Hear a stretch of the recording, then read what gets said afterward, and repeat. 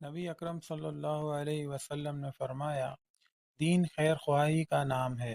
ہم صحابہ رضی اللہ عنہم نے پوچھا، کس کی خیر خواہی؟ تو آپ نے فرمایا، اللہ کی، اس کی کتاب کی، اس کے رسول کی، مسلمانوں کے امیر کی اور عام مسلمانوں کی خیر خواہی۔ رسول اللہ صلی اللہ علیہ وسلم نے فرمایا، منافق کی 3 علامتیں ہیں: جب بات کرے تو جھوٹ بولے، جب وعدہ کرے تو اس کی خلاف ورزی کرے، اور جب اسے کسی چیز کا امین بنایا جائے تو اس میں خیانت کرے۔ رسول اللہ صلی اللہ علیہ وسلم نے فرمایا، جس نے اسلام کی حالت میں اپنے حقیقی باپ کے سوا کسی اور کو باپ بنانے کا دعویٰ کیا اور وہ جانتا ہے کہ وہ اس کا باپ نہیں، تو اس پر جنت حرام ہے۔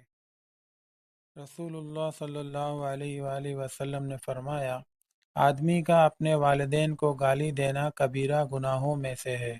صحابہ کہنے لگے، اے اللہ کے رسول، کیا کوئی آدمی اپنے والدین کو گالی دیتا ہے؟ فرمایا، ہاں، انسان کسی کے باپ کو گالی دیتا ہے تو وہ اس کے باپ کو گالی دیتا ہے۔ جب یہ کسی کی ماں کو گالی دیتا ہے تو وہ اس کی ماں کو گالی دیتا ہے۔ نبی کریم صلی اللہ علیہ وآلہ وسلم نے فرمایا، جس کے دل میں ذرہ برابر تکبر ہوگا وہ جنت میں داخل نہ ہوگا۔ ایک آدمی نے کہا، انسان چاہتا ہے کہ اس کے کپڑے اچھے ہوں اور اس کے جوتے اچھے ہوں۔ آپ نے فرمایا، اللہ خود جمیل ہے، وہ جمال کو پسند فرماتا ہے۔ تکبر حق کو قبول نہ کرنا اور لوگوں کو حقیر سمجھنا ہے۔ رسول اللہ صلی اللہ علیہ وسلم نے فرمایا، کوئی انسان جس کے دل میں رائی کے دانے کے برابر ایمان ہے آگ میں داخل نہ ہوگا، اور کوئی انسان جس کے دل میں رائی کے دانے کے برابر تکبر ہے جنت میں داخل نہ ہوگا۔ رسول اللہ صلی اللہ علیہ وآلہ وسلم نے چلا کر ماتم کرنے والی، سر منڈانے والی اور گریبان چاک کرنے والی عورتوں سے لا تعلقی کا اظہار فرمایا ہے۔ نبی اکرم صلی اللہ علیہ وسلم نے فرمایا، ایمان کی 70 سے زیادہ شاخیں ہیں اور حیا بھی ایمان کی ایک شاخ ہے۔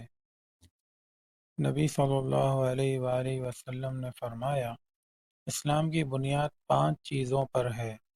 اس پر کہ اللہ کی عبادت کی جائے اور اس کے سوا ہر کسی کی عبادت سے انکار کیا جائے، نماز قائم کرنے، زکوٰۃ دینے، بیت اللہ کا حج کرنے اور رمضان کے روزے رکھنے پر۔